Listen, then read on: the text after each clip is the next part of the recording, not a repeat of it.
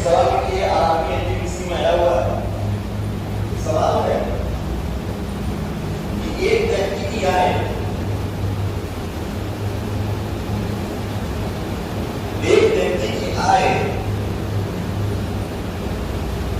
और व्यय का अनुपात, एक व्यक्ति की आय और व्यय का अनुपात 9:5। एक व्यक्ति की आय और व्यय का अनुपात 9:5।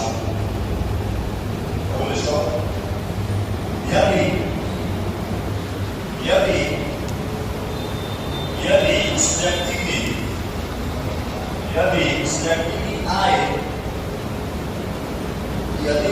की आय,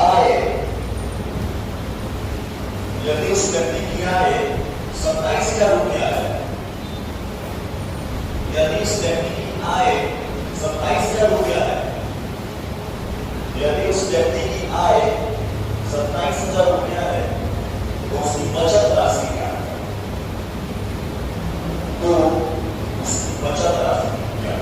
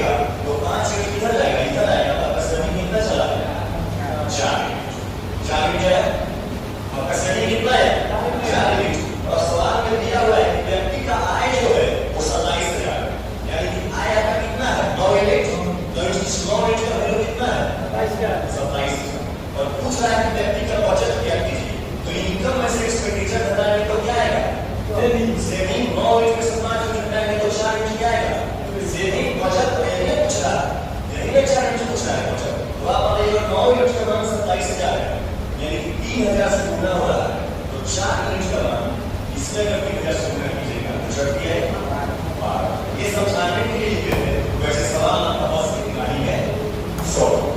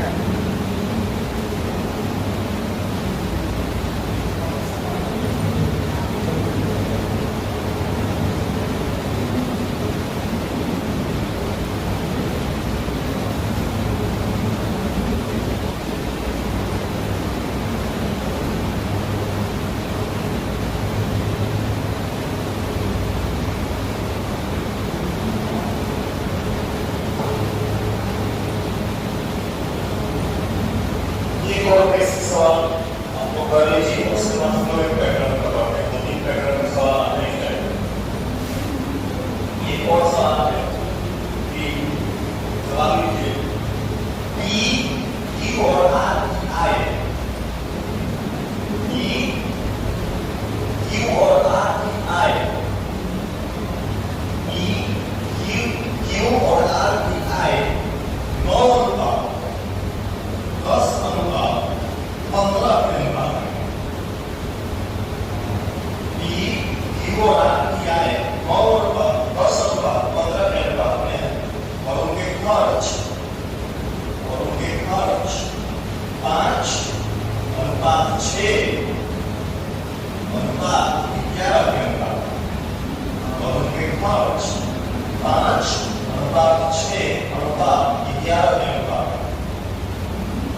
5 अनुपात 6 अनुपात 11 के अनुपात। यदि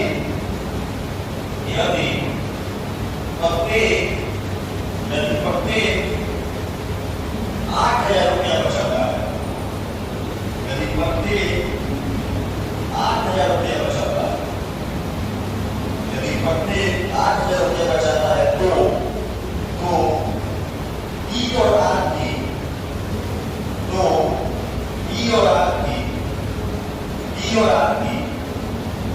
आएगा, ई और आर की आएगा औसत क्या?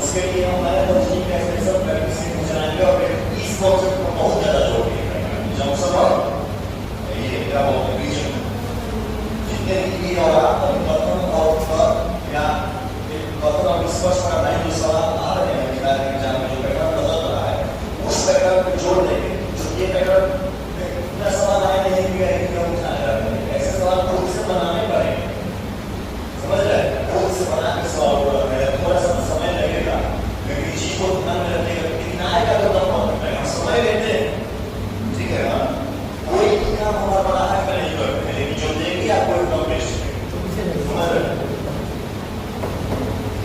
ये चीज का समझ लीजिए थोड़ा सा विचार कीजिए एक दो महीना में क्योंकि सवाल मानना पड़े इसे सवाल देंगे नहीं तो दो चार लोग जान लेंगे कैसे सवाल को खुद से बनाना पड़ेगा बहुत ही बढ़िया प्रैक्टिस के क्रॉस पढ़ेंगे बिहार में से सीख जाएंगे आइए सवाल को देखते हैं। इस सवाल में जो है P, Q और R, P देखिए P, Q और इनका I का जो अनुपात है, I का जो रेशियो है वो दिया हुआ है आपके सवाल में 9:10:1। I का अनुपात है और उनके खर्च का भी अनुपात दिया हुआ है। उनके खर्च का जो अनुपात है वो 5:6:11 है। आप बताइए ये आय है, ये खर्च है। आय में से खर्च घटाएंगे तो क्या बचेगा? सेविंग बचा। अरे 5 रुपए कमाते हैं, 2 रुपए खर्च आएंगे तो 3 रुपए बचा, उससे निकलेगा हुआ। तो आय में से खर्च को घटाएंगे तो क्या बचेगा? सेविंग बचा। उधर घटाइए तो 9 में से 5 गया 4 के बीच, 10 में से 6 गया ये भी 4 के बीच और 15 में से 11 गया ये भी 4 के बीच। B का भी सेविंग 4 के बीच, Q का भी सेविंग 4 के बीच और R का भी सेविंग 4 के बीच। आपके सवाल में दिया हुआ है कि प्रत्येक जो व्यक्ति है वो 8,000 रुपए बचाता है। यानी कि प्रत्येक कितना बचाता है? ये भी 8,000 रुपए बचाता है, ये भी 8,000 रुपए बचाता है और ये भी 8,000 रुपए बचाता है। अगर सवाल में ये दिया होगा कि B 8,000 बचाता है, Q 10,000 बचाता है, R 12,000 बचाता है, तब ये आपके मामला फंस जाता है। लेकिन रुपया नबी सब सवाल में बचाता है और यूनिट वैल्यू सर्टिफिकेशन का बराबर आ रहा है तो हम लोग सही रास्ते पर है। तो आप बताइए 4 यूनिट का वैल्यू कितना आ गया? 8,000। 4 यूनिट का वैल्यू यहाँ से कितना है? 8,000 आया ना? अरे बोलिए 8,000। आपसे पूछ रहा है P और R के आय का। तो बताइए P का आय 9 यूनिट और R का आय 15 यूनिट। P और R की आय का औसत बताइए। तो आप बताइए औसत निकालने के लिए क्या करते हैं? कि दो को जोड़ने से तो 9 यूनिट और 15 यूनिट को जब जोड़िएगा और जब 2 से भाग दीजिएगा तो 24/2 12 यूनिट, यानी कि 4 यूनिट का वैल्यू का दिया हुआ है। और कितने यूनिट पूछ रहा है? बोलिए 12 यूनिट का पूछ रहा है। P और R की आय का औसत कितने है? 12 यूनिट। तो 12 यूनिट का मान पूछ रहा है तो ये बताइए 4 यूनिट का मान 8,000 है, यानी कि 4 गुना 8,000 तो 12 यूनिट का मान 12 गुना 24,000। आपका ऑप्शन नंबर ए जो है वो ठीक है।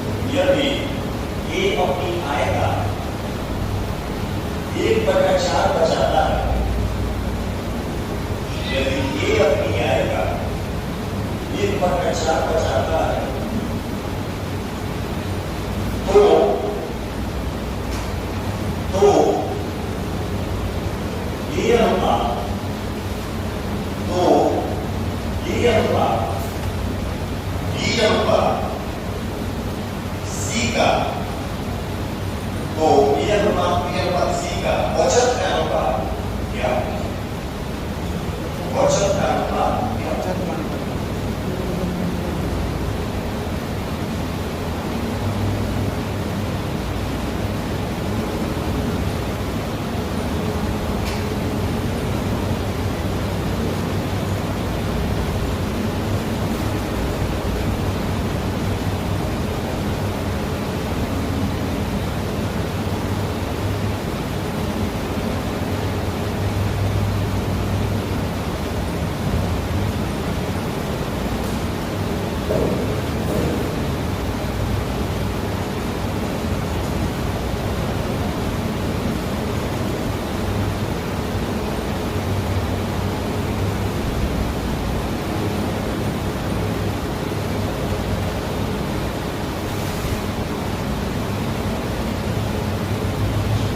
एक सवाल हम सिखा देते हैं, आगे आप लोग पढ़ने का प्रयास कीजिएगा। देखिए ऐसे सवाल जिसमें आय और व्यय या आय और बचत दोनों के रेशियो दे देता है और तीसरा पूछता है, उसमें क्या होता है कि एक कंडीशन होगा, एक कंडीशन बस पूरी होना चाहिए, उसके बाद आपका आंसर आ जाएगा।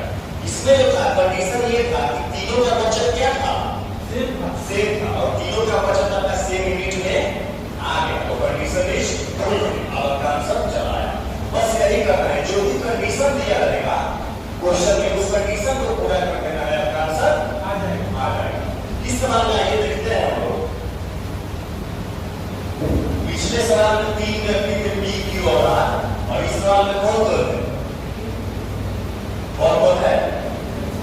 A, B और C। इस सवाल में जो है A है, B है और C है। A, B और C, ठीक है? कौन है तीन को? एक A है, एक B है और एक C है। इनका जो आय का अनुपात दिया हुआ है, इनका जो आय का रेशियो दिया हुआ है, कितना दिया हुआ है? अनुपात 9 अनुपात 8। ठीक, आय का अनुपात क्या है? 7 अनुपात 9 अनुपात 12। और उनका संबंधित जो व्यय है, व्यय यानी कि जो खर्च का अनुपात दिया हुआ है, जो खर्च का अनुपात इन लोगों का दिया हुआ है, वो है 8 अनुपात 9 अनुपात 15। और अगर बचत का अनुपात पूछ रहा है, तो बचत का अनुपात निकालने के लिए सीधा सा काम है, आय में से खर्च घटाइएगा तो क्या आएगा? बचत आएगा ना। लेकिन हमने आपको बताया पहले कि ऐसे तो सवाल होते हैं, दो के रेशियो चाहिए कि आय खर्च माइनस 0 में पूछेगा, लेकिन उसमें खास कंडीशन होता है, उस कंडीशन को आपको पहले पूरा करना पड़ेगा, तब जाके घटाइएगा। कंडीशन ये है कि यदि A अपनी आय का 1/4 बचाता है, इधर आएंगे तो हो जाएगा। थोड़ा समझते हैं क्या लिखा होगा, कंडीशन क्या दिया हुआ है। कंडीशन इस सवाल में क्या है, आइए समझते हैं कंडीशन शर्त क्या है। इस सवाल में शर्त ये दिया हुआ है, ये जो है अपनी आय का 1/4 क्या करता है? बचाता है। परसेंटेज अगर पढ़ा है तो हमने आपको बताया था, जिससे हम लोग तुलना करते हैं, जिससे हम लोग कंपैरिजन करते हैं, उसको कहां रखते हैं? बटा के नीचे।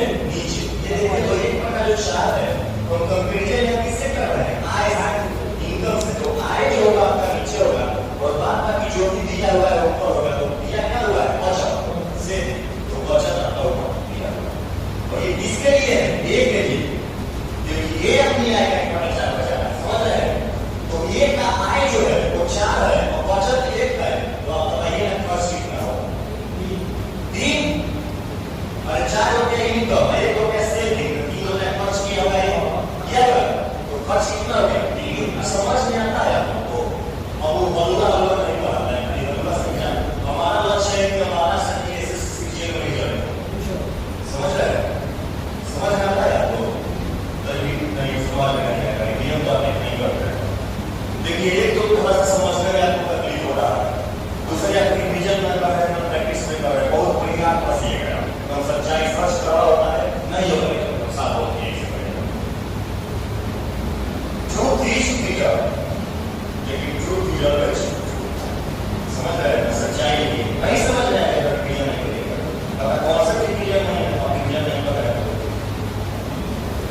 इतना तोड़ दो कि इतना कठिन से कठिन सवाल को समझा रहे हैं, आप क्वालिटी को जज नहीं कर रहे हैं। समझ रहे हैं? आपको समझ भी नहीं आ रहा है तो क्या समझ के लिए क्वालिटी को दे रहे हैं? आपको समझ नहीं आता था पूरे आसान से उस सवाल सिखा देते हैं कि इस तरीके का है, कैसे शिक्षा को बना देते हैं, आपको लगता है ये बात बड़ी बड़ी क्या की जाए और उससे कौन भी नहीं सिखाइए पता ही वही को लॉक कर रहे हैं तो बस क्यों दिक्कत हो रहा है? क्योंकि हम लोग कॉन्सेप्ट को समझ नहीं कर रहे हैं। समझ रहे हैं ना? इसलिए कॉन्सेप्ट को रिवाइज नहीं तो दिक्कत हो रहा है। बढ़िया हम चाहते हैं कि अगर रिजल्ट हो केवल अपने हमारे आप पढ़ते ना है या कि परिणाम लिखवा के इस पर के लोग आउट से पढ़े रिजल्ट करना हमारा भाई प्रॉपर हमारे यहाँ से पढ़ के करते हैं। पता है कितना बढ़िया से हम सब इसका व्यवस्था कर रहे हैं और प्रैक्टिस कराएंगे। हम जो नया पैटर्न बनता है इसके सवाल खुद से बनाएंगे। सबका पास सवाल नहीं, सवाल खुद से बनाना और भी कंसेप्चुअल सवाल और बिहार से इसका प्रैक्टिस का काम अभी नहीं ला रहे थे तो ये लाभ क्यों ला रहे हैं? क्योंकि वैसा सवाल बनाना पड़ेगा है कि नहीं पड़ेगी तो जाने एग्जाम में नहीं बता तो हम इतना मेहनत कर रहे हैं तो आप भी मेहनत कीजिए तभी रिजल्ट होगा। समझ रहे हैं? ऐसे नहीं होगा। आप बताइए एक अगर आय 4 रुपया है और बचत 1 रुपया है तो खर्च 3 रुपया किया होगा यानी कि 3 यूनिट खर्च किया यहाँ आइए तो इसका मतलब ये होगा एक का जो आय है वो 3 यूनिट होना चाहिए और एक का जो आय है वो 4 यूनिट होना चाहिए और खर्च 3 यूनिट होना चाहिए। अच्छा आप बताइए तो मान लीजिए कि दो वस्तु है, आपको बोला जाए कि एक को 4 सीढ़ियों पर मिल जाए, ठीक है? एक को 1 2 3 4 और एक को 3 सीढ़ियों पर मिल जाए, एक को 1 2 3 सीढ़ियों पर मिल जाए। उसके बाद पूछा जाए कि बताइए दोनों को जो दूरी तय की उसके बीच का अनुपात बताइए। तो सही अनुपात बताने के लिए ये जरूरी है कि पहले दोनों को बराबर मिलाया जाए। समझ अभी ना कि ए एजा बा बी एजा एक ना 4 सीढ़ी पर एक ना 3 सीढ़ी पर तो गलत हो गया। सही रेशियो निकालने के लिए क्या करना है कि और डी को बराबर करना है। तो अब आप ये ए यहाँ पे 7 है और ए फर्स्ट में कितना है 8 है तो पहले क्या करना पड़ेगा दोनों को बराबर करना पड़ेगा और बराबर करने का नियम बताए थे अगर कोई भी दूसरे मान लीजिए है कि 15 अपने में बराबर पड़ा कुछ मत कीजिएगा। इधर देखिए 15 में 13 से गुना कर दीजिएगा और 13 में 15 बराबर है। कोई भी दूसरा संख्या आपस में बराबर करना है तो एक दूसरे से गुना कर देना है। अब ये 8 और 7 को आपस में बराबर करना है तो 7 में 8 से गुना कर देंगे और 8 में 4 बोलिए 7 तो केवल इसी दोनों में गुना होगा कि सब में गुना हो जाएगा। सब में गुना हो जाएगा तो सब एक दूसरे के संबंधित अनुपात तो हमें इसमें गुना हो जाएगा सब में 8 से और इसमें सब में गुना हो जाएगा 7 से। अब जो है एक का दोनों जगह मान 56 बराबर हो गया। अब जब बराबर हो गया तो अब क्या करना है? सीढ़ी चलाना है। सीढ़ी चलाना है। आप बताइए आय को करना सीढ़ी से चलाना है 4 सीढ़ी और आप बताइए खर्च को कितना सीढ़ी चलाना है? 3 सीढ़ी। अब अनुपात लिखिए तो अब जब आप अनुपात लिखिएगा आय और खर्च का तो अब जो कंडीशन ये कंडीशन क्या हो गया? अब बचत निकाल लीजिए करना है बस यही करना है इस सवाल में कंडीशन को नहीं करना है। अब जो अपना आय का अनुपात आया वो है 32 से गुना होगा सब में 2 7 14 इसमें 32 से गुना हो जाएगा इसमें मतलब 32 से गुना होगा इसमें 21 से गुना होगा। आप बताइए 32 आते 2 7 14 1 7 21 22 32 से गुना 18 27 28 और 32 से जब 12 में गुना कीजिएगा तो 32 बन 320 और 32 64 320 और 384 ऐसे हम ये कर पा रहे हैं जो घंटा पूरा 1 महीना पढ़ा है आपको मुझे एक जो घंटा पूरा कुछ नहीं लिखना जो पढ़े हैं वो पता है क्या है और कितना उसका और उसी का परिणाम है कि ऐसे आपको मैं पढ़िएगा क्या समझ जाएगा। आप इसमें 20 से गुना करना है 20 और 168 के पास करना 20 को मैं 189 और 21 से 15 में गुना करता है 21 से 15 से गुना 21 से 15 में गुना करता है तो 15 को 20 बटा 2 ले सकते हैं 2 से जब 21 में भाग देंगे 10.5 10.5 से 20 में गुना करने का पड़ेगा 345। अब जो है ये आय हो गया ये खर्च हो गया कंडीशन तो अब बचत निकाल दीजिए पूरा इसको मत बताइएगा जो 14 में से काट दिया 11 से 6 56 एक नहीं है तो नहीं समझ में आएगा क्लियर नहीं करेगा। इतना कठिन सवाल है कितना आसानी से कॉन्सेप्ट को समझ आती है। आप पहलू नहीं समझ रहे चीजों को तो अभी समझ समझेगा। अब जाके बाद में कहे कि मैं एक्चुअली पढ़ाता है तो समझ में नहीं आएगा, पर रिवीजन कर रहा है कि समझ में आएगा। हमारा काम आपको पहचाना नहीं ना है, आपको रिजल्ट तक लेके आना है। मत आइए नहीं समझ में आ रहा है, वैसे रिजल्ट नहीं होगा, पहचान के हम आपको वही रखेंगे।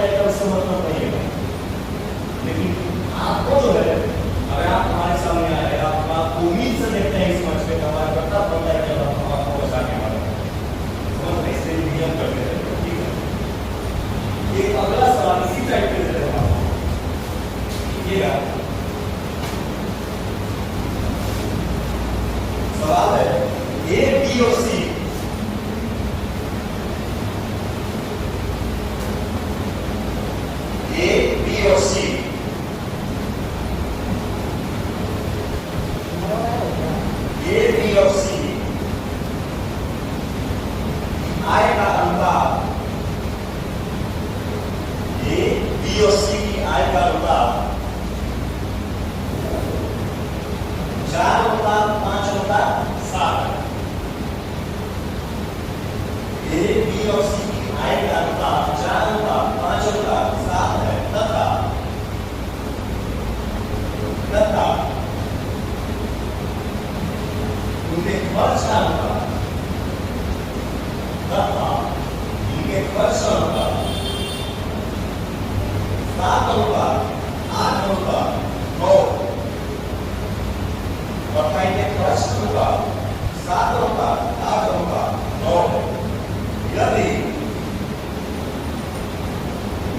यदि B अपनी आएगा, यदि B अपनी आएगा,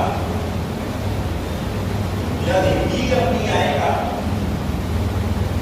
यदि B अपनी आएगा 1/8, यदि B अपनी आएगा 1/8 बचाता है, यदि B अपनी आएगा 1/8 बचाता है, तो उनकी बचत का अनुपात, तो उनकी बचत का अनुपात ध्यान दीजिए, आराम से समय कोई होगा इंडेक्स ऑफ लोड नहीं है, बढ़िया सवाल।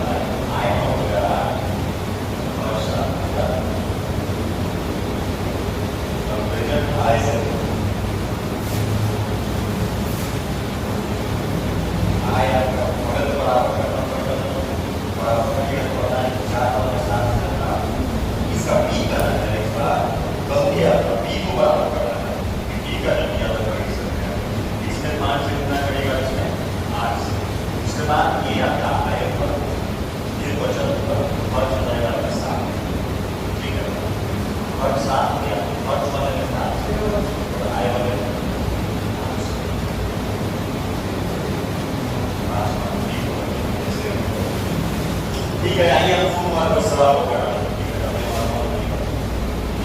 नियम करते रहिए और रेगुलर क्लास करते रहिए। ठीक है, आज की क्लास नहीं होगी। ये सवाल ये होगा। हाँ, ये होगा। अच्छा, जो भी है अपने आप और भारी हो गया। ठीक है, सोमवार को आइए, सवाल को कराएं, हम लोग करेंगे आगे।